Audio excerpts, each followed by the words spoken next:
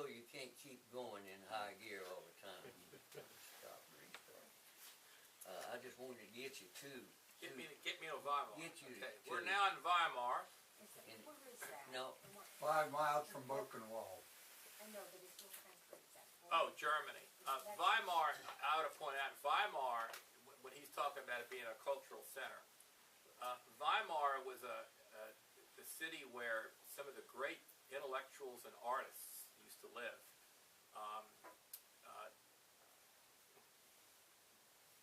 I'm trying to think. The greatest German writer is, somebody help me out here. Schiller? That's one of them. Yes, Schiller was a poet. And man, Thomas Mann. I'm trying to think of the guy who wrote Wilhelm Meister and stuff like that. Anyway, for a century or more, Weimar was where some of the greatest artists and writers of Germany used to live and interacted with each other and so forth and so forth. It's also a beautiful old city with lovely buildings and so forth. So it was considered very important in its time. Did the people know what was there? Oh yeah. They did know. When you lived in in the environment that Hitler created, you knew a lot of things, but you didn't talk about it, because if you talked about it, then you could be shipped off yourself, or they'd come in the middle of the night, you were gone. So people had to be very careful. They had a little red patch they give you and put you in Buchenwald, for instance. That shows that you were political, other than what they thought. But it didn't take but a few sentences for them to do that. If somebody would tell on you if you spoke negative at all, and you would wind up in a concentration camp. So they had all kinds of people there. Can I continue a few of these? Did you have to think of these people? These kinds of people that were besides the Jewish people. They had Russian. The Russians, they didn't think Russians were human. In fact, they didn't even count them as prisoners of war. They would kill them. They killed as high as 10,000 Russians one day, and they usually shot them back in the head. Is the way they would do that. Really, this camp has not been really like it talked about like it should. Yeah. And this is just a little part you're hearing now. But they would take those Russians in a room and have them undressed and make out like they were taking their weight and put this thing on the head we used to get, to be weighed. They don't do that now, do they? Put something on top of your head, get your height. Anyhow, when they would do that, there was a little room behind them, and there was a slot about yay big, and there was a German behind this, and he would shoot them back of the neck.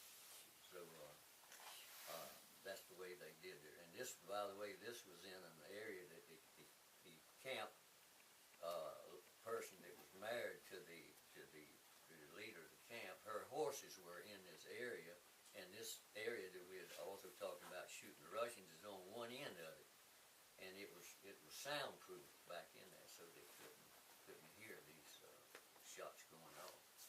But the woman had her fancy horses. She was the wife of the commandant of that camp. You've heard of her. Elsa Koch. Elsa Koch. She was the beast of Buchenwald, they call it, or the bishop, either one, they use both terms. But if she walked through the camp and any of those prisoners looked at her twice, she would have their numbers. They got numbers here. She would report the numbers, and they would bring them in, and they'd either beat them to death or shoot them behind the head, either one. For those of you interested, probably the best movie I've ever seen about a concentration camp is Schindler's List. Which when you see that, you really get the feel for what it's all about. Shall I continue? Yeah, I hate to interrupt you. No, but you hit that's something. what they're here for. I'm just fluff. So we're in Weimar now. 2 American soldiers greeted us. After checking our credentials, they informed us that only a few military personnel had been left behind to guard the area. More would be arriving shortly, however. They suggested if we had only the afternoon for observation, we ought to begin with the crematorium, because it was one of the closest buildings, and we could visit some of the barracks from there. It wasn't hard to locate the crematorium, since it had a huge chimney stretching skyward, and a high wooden fence surrounding it. It was a cold, overcast day, and we were all wearing heavy overcoats. By the way, Dick had said this was one of the coldest winters in history in Europe in 1945. The temperature rarely went above freezing. So it was freezing at night, it was freezing in the day, it rarely got over 32. We noted prisoners wandering aimlessly around the compound, mostly emaciated, wearing tattered clothing, their faces essentially blank. They had been liberated only the day before and really didn't know what to do with themselves. Suddenly, 3 prisoners walked up and began speaking to us in excellent English. They were Jewish and wearing striped prison garb with a yellow Star of David over their hearts. 2 were Jewish. The other was from Poland and had a dilapidated tan uniform. They looked remarkably healthy and strong given the pathetic state that most of their fellow inmates were in. I later learned that they were the educated members of the camp and had been used by the Nazis to perform office work. Consequently, they were well fed and taken care of. After speaking to us briefly, the 2 Jewish men insisted on being our guides, saying they wanted to make certain the atrocities that had occurred in this camp were viewed and recorded for history by all who visited the place. Bypassing the crematorium momentarily, they steered us first to a nearby building. We immediately found ourselves in a room something like 20 by 40 feet with a large number of prisoners seated on the floor, backs to the wall, shoulder to shoulder, staring vacantly into space. They were all wearing nightshirts that fell just below their knees. They were incredibly thin, seeming to be no more than 4 feet tall, weighing no more than 60 pounds, and their eyes were sunk deeply into the sockets of their heads. We were absolutely stunned. We asked our guides what had happened, and they responded all of these men had been starved into this condition. At the camp, you either worked or were shot, so the men had worked to the point of death. We offered to give them food, but the guide shook their heads and said that their bodies could no longer accept nourishment. Upon liberation of the camp the previous day, several of them had been fed and they had died instantly. The guides estimated that most of the men in the room would expire in several more days. We asked if we could give them cigarettes and they shrugged and replied that it was unlikely they had enough strength to inhale the smoke. They were barely able to get enough oxygen into their bodies to survive. Nonetheless, we approached several of these people whose eyes followed us in their dark sockets and placed cigarettes in the mouths of those who appeared interested.